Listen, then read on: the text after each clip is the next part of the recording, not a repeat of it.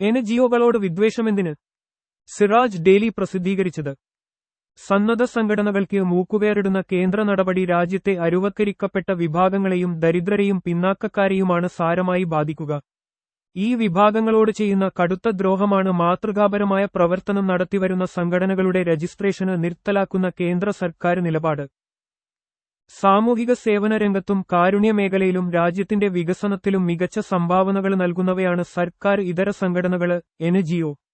നേരിട്ടുള്ള സർക്കാർ നിയന്ത്രണങ്ങളിൽ നിന്ന് സ്വതന്ത്രമായി പ്രവർത്തിക്കുന്ന എൻജിഒകൾക്ക് ദാരിദ്ര്യ നിർമ്മാർജ്ജനം, പരിസ്ഥിതി സംരക്ഷണം, പട്ടികജാതി വർഗ ക്ഷേമം, സ്ത്രീശാക്തീകരണം തുടങ്ങിയ മേഖലകളിലും നിർണായക പങ്കുവഹിക്കുന്നു.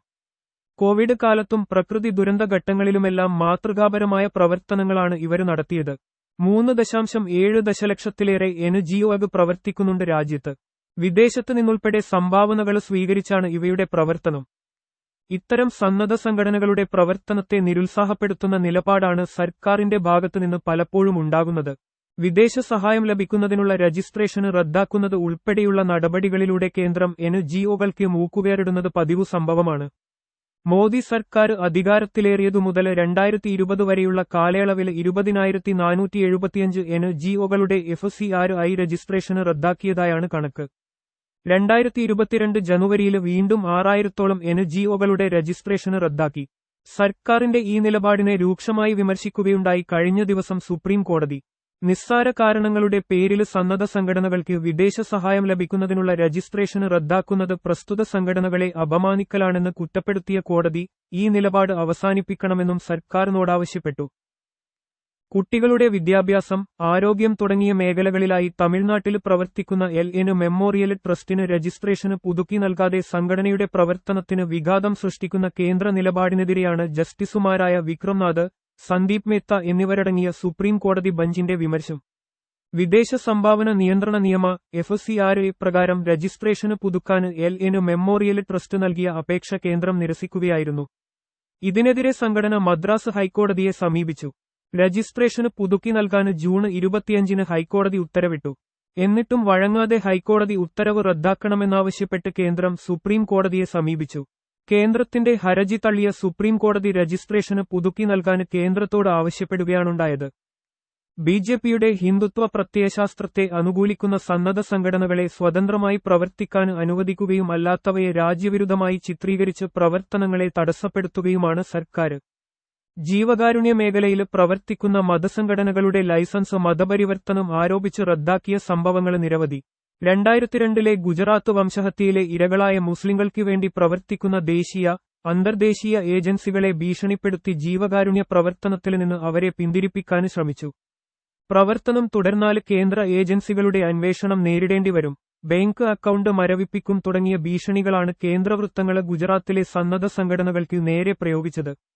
മുൻസർക്കാരുകൾ ചില എൻജിഒകളോട് അസഹിഷ്ണുത പുലർത്തിയിരുന്നെങ്കിലും മോദി സർക്കാരിന്റെ വരവോടെയാണ് ഇക്കാര്യത്തിൽ വർഗീയ ചേരിതിരിവ് പ്രകടമായത്. ഇന്ത്യയിൽ മതപരിവർത്തനം ആരോപിച്ച് മതകീയ പ്രസ്ഥാനങ്ങളുടെ ആഭിമുഖ്യത്തിലുള്ള സന്നദ്ധ സംഘടനകളുടെയും ചാരിറ്റികളുടെയും പ്രവർത്തനങ്ങൾക്ക് മോദി സർക്കാർ തടസ്സം സൃഷ്ടിക്കുമ്പോൾ അമേരിക്കയുൾപ്പെടെ വിദേശ രാജ്യങ്ങളിൽ ചാരിറ്റി പ്രവർത്തനങ്ങളുടെ മറവിൽ RSSഉം അനുബന്ധ സംഘടനകളും സഹസ്രകോടികൾ ചെലവിട്ട് ഹിന്ദുത്വ പ്രചാരണം നടത്തിവരികയാണ്.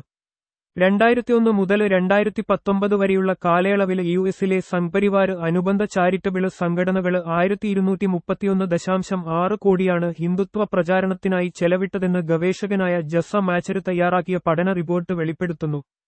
ഹിന്ദുത്വയുടെ അമേരിക്കൻ സ്വാധീനത്തെയും പ്രചാരണത്തെയും കുറിച്ച് വിശദമായ പഠനം തയ്യാറാക്കി Hindu nationalist influence in United State എന്ന പേരിൽ പ്രസിദ്ധീകരിച്ച റിപ്പോർട്ടിലാണ് ജസ മാച്ചർ ഇക്കാര്യങ്ങൾ വിശദീകരിക്കുന്നത്.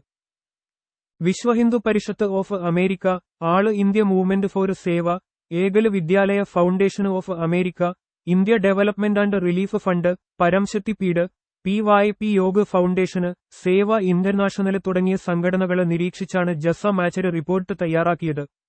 RSSന്റെ US ഘടകമായ ഹിന്ദു സ്വയം സേവക് സംഘിന് HSS 32 അമേരിക്കൻ സംസ്ഥാനങ്ങളിലെ 166 നഗരങ്ങളിലായി 222 ശാഖകളുണ്ടെന്നും ഈ ശാഖകളിലെല്ലാം ഹിന്ദുത്വ പ്രചാരണത്തിനുള്ള സജീവ പ്രവർത്തനങ്ങൾ നടക്കുന്നുവെന്നും പഠന റിപ്പോർട്ടിൽ പറയുന്നു.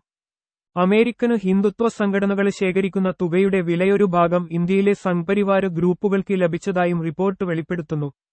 ഈ തുക ഉപയോഗിച്ച് ഇന്ത്യയിലും ഹിന്ദുത്വ പ്രചാരണം നടത്തുന്നു.